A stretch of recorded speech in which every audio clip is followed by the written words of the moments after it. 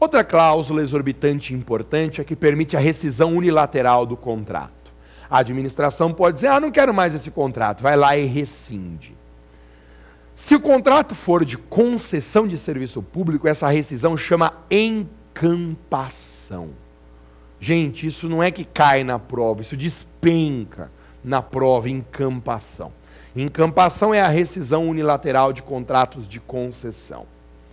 Bom, tem que saber muita coisa de encampação para a prova. Então, a encampação pode cair na prova com o nome de resgate também. Encampação e resgate são a mesma coisa. A encampação rescinde o contrato por razões de interesse público. Então, você tem que associar encampação e interesse público. Eu vou até te ensinar uma dica. Você guarda assim, a encampação extingue o contrato por razões de interesse público. Aí você associa o em de encampação com o em de interesse público. A encampação extingue o contrato por razões de interesse público. Mas na minha prova vai estar com e mesmo? Claro que não seja besta. Vai estar com i, mas esse é um jeito de você associar o nome encampação com a razão, que é o interesse público. A encampação implica na retomada do serviço, porque a prestação do serviço público não pode parar. Então, quando a administração pública encampa o contrato de concessão, ela é obrigada a assumir a prestação do serviço. Tem indenização do particular contratado, porque a razão de interesse público não é o descumprimento do contrato, então existe indenização do contratado, a encampação indeniza o contratado, e por ser uma decisão séria demais, a legislação tirou do alcance do poder concedente tomar essa decisão da encampação. Por isso, a lei exige uma autorização legislativa para que a encampação seja promovida. Encampação é o mesmo que resgate. Extingue o contrato por razões de interesse público. Implica na retomada do serviço. Indeniza o particular concessionário. E, além de indenizar o particular concessionário, precisa de autorização legislativa. Agora você sabe tudo de encampação. Última cláusula exorbitante, a cláusula exorbitante que obriga o particular a continuar cumprindo o contrato por 90 dias, mesmo que a administração pare de pagar. Isso mesmo. Durante 90 dias o contratado tem que continuar cumprindo o contrato, mesmo que a administração pare de pagar. Por isso que se diz que nos contratos administrativos não há uma aplicação plena da chamada exceção do contrato não cumprido, ou em latim, exceptionum ad implet contractus. A exceptionum ad implet contractus não se aplica plenamente nos contratos administrativos, a não ser depois do 90º dia de atraso. Aí sim, o contratado pode se recusar a continuar a execução enquanto não receber. Vimos 3 características do contrato administrativo. Lembra? Verticalidade, mutabilidade e presença de cláusulas exorbitantes. Tem uma última característica do contrato administrativo, que é o equilíbrio econômico-financeiro. O equilíbrio econômico-financeiro é uma garantia constitucional do contratado. A garantia de que haverá a preservação da sua margem de lucro. Quando o contrato administrativo é assinado, existe um equilíbrio entre custo e benefício, entre quanto vai custar a execução e quanto o contratado vai receber. Se no meio do contrato houver um desequilíbrio dessa equação custo-benefício, ocorrendo alguma circunstância especial que torne a execução do contrato mais onerosa, a administração aumenta a remuneração. Isso chama equilíbrio econômico-financeiro. Mas o equilíbrio econômico-financeiro não pode ser realizado em qualquer situação. A hipótese tem que se enquadrar em um dos 3 seguintes institutos. Então guarde, nós vamos encerrar o primeiro bloco do programa de hoje abordando isso. Quais são os 3 tipos de circunstâncias especiais que autorizam o reequilíbrio econômico-financeiro? Primeira circunstância chama fato do príncipe.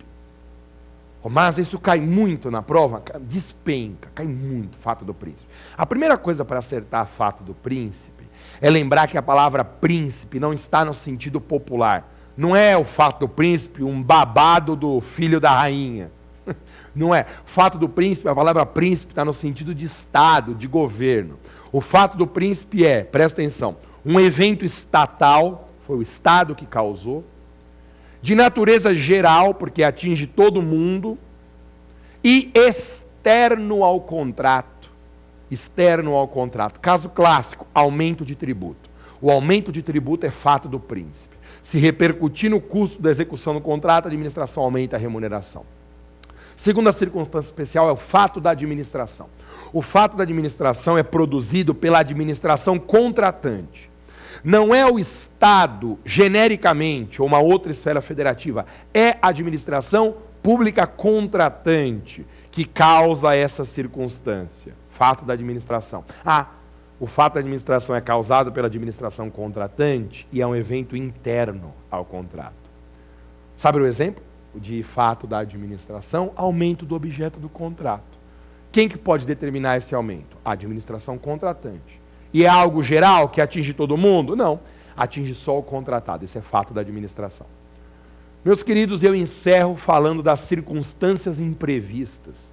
Terceira hipótese de situação que enseja o reequilíbrio econômico-financeiro.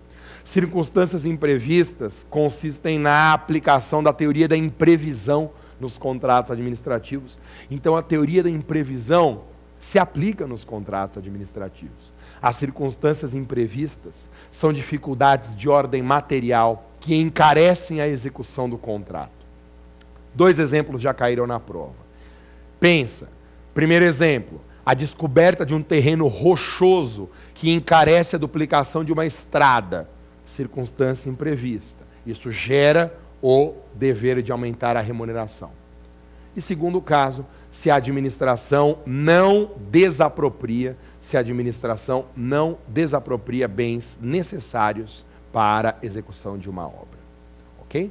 Fato do príncipe causado pelo Estado, geral, externo ao contrato.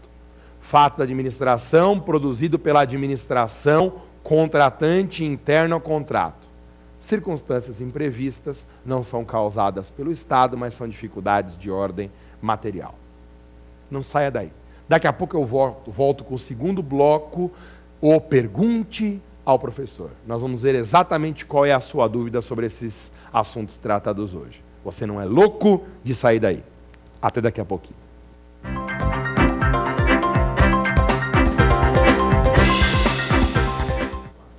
Chegamos ao segundo bloco do programa de hoje, Pergunte ao Professor.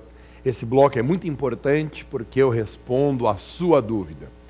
Você sabe que dá para participar aqui do nosso programa mandando um e-mail para provafinal@lfg.com.br, provafinal@lfg.com.br, mande a sua pergunta sobre os nossos temas diversos e aí na próxima oportunidade do nosso programa aqui, se sua pergunta for selecionada, nós até daremos o crédito para você que formulou a pergunta.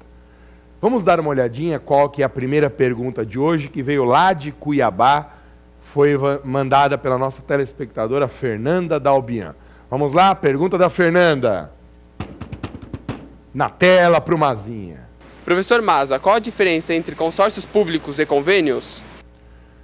Fernanda, sensacional a sua pergunta.